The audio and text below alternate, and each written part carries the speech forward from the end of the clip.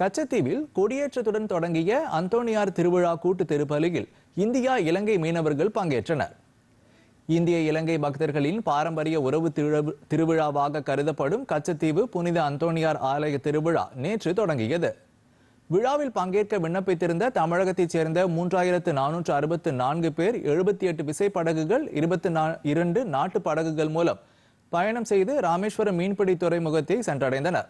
இதேபோல் இலங்கையிலிருந்தும் ஆயிரக்கணக்கான பக்தர்கள் கச்சத்தீவிற்கு வருகை தந்தனர்.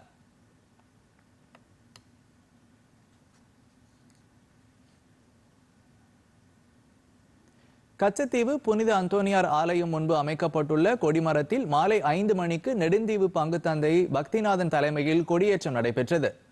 தொடர்ந்து சிலுவை பாதையும் இரு நாட்டு மக்கள் சார்பில் யாழ் மறைமாவட்ட ஆயர் ஜஸ்டின் ஞானப்பிரகாசம் தலைமையில் கூட்டு திருப்பலியும் நடைபெற்றது. இதில் பக்தர்கள் பக்தி பரவசத்துடன் வழிபாடு செய்தனர்.